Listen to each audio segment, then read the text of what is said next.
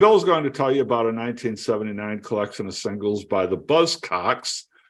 And it was actually, I think, the first release in the U.S. for this. They were a British punk band, right? It's called Singles Going Steady, and Bill is going to talk about it. Take it away, Bill. Thanks, Scott. Yes, the Buzzcocks were, for most people, certainly in the United States, a band that nobody really was familiar with.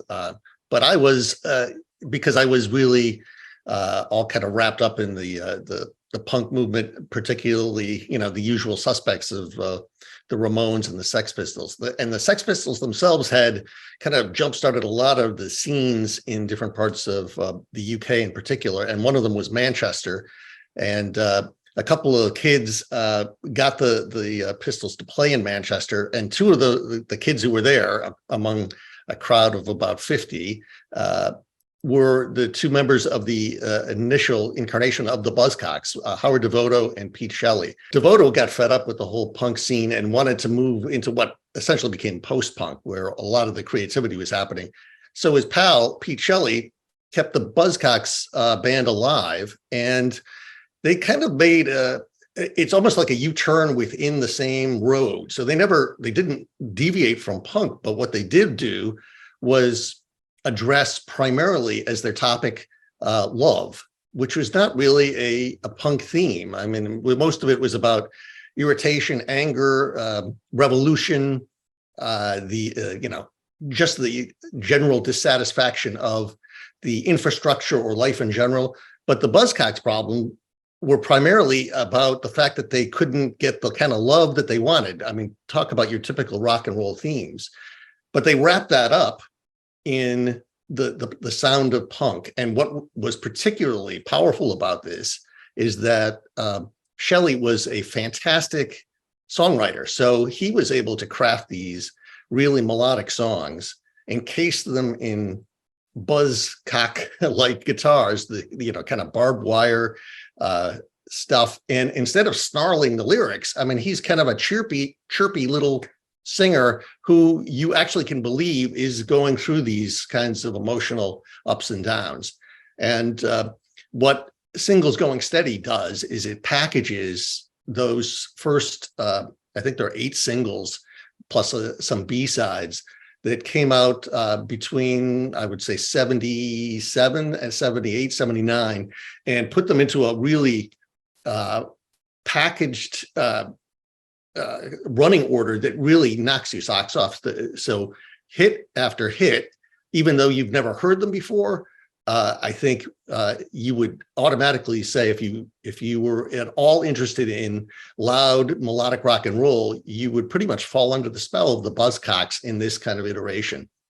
I'm in distress, I need a caress, what do I get? I'm on the make, I just need a break, what do I get? What do I get? Oh, what do I get? The good thing about the album too is that because they were hard to get a hold of, their records were only imports and they were expensive in the US. That this allowed you to, be almost completely on top of what was coming out from their catalog through the first couple of years of their career, which were really the most important. So most of the songs on this album are 3 minutes, maybe 3 minutes, 50 seconds or less. The last 2 songs start to indicate where their post-punk ideas might take them, so they're stretching out a little bit, going in a little bit more of a, I wouldn't call more interesting sound, but a more experimental sound. But the topics are still love and the search for love and the love that's lost. If you are interested in the way punk sounded in '79 at its potential peak in addressing things that wouldn't scare your parents, or your grandparents, or your kids, maybe even, I would recommend Singles Going Steady very, very highly. To me, it's kind of the apex of the Buzzcocks career, and it is great for repeated playing. I think my last thing to say about it is that I haven't played it in a long time, but I looked at the track list, I actually know how every song goes. And that to me is kind of a hallmark of, stuff that really sticks with you and has a lot to say, and it says it in a really nice, compelling way. What are some of the highlights here? Ever fallen in love with someone you shouldn't have fallen in love with is a song I think a lot of people probably have heard, even if they don't know it's by the Buzzcocks.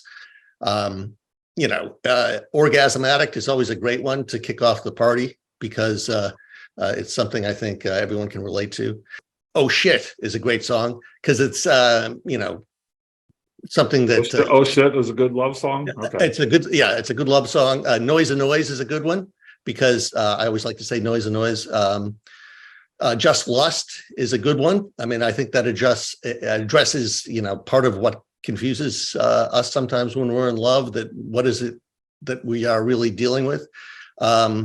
Promises and about the fact that, they can be broken and made, without thinking through what the ramifications might be.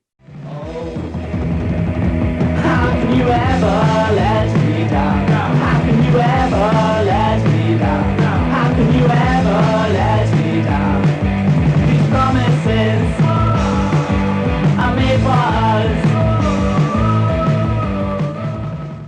All of these things are, it's all about unrequited longing and bashfulness and, rash declarations. It's all really good stuff. Harmony in My Head.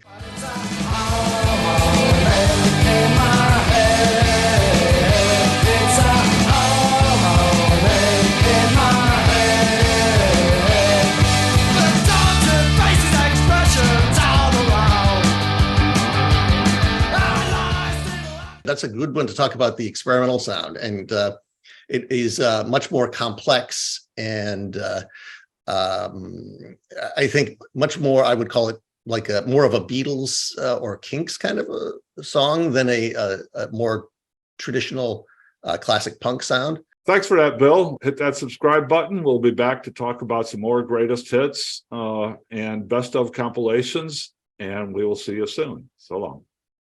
Ever fall in love with someone? Ever fall in love with someone? Ever fall in love with someone you shouldn't fall in love with? You disturb my natural emotions. You make me feel underhurt, and I'm hurt. Now you got the right to sing the old man blues. They're trading your Playboy for some hush puppy shoes. One more time.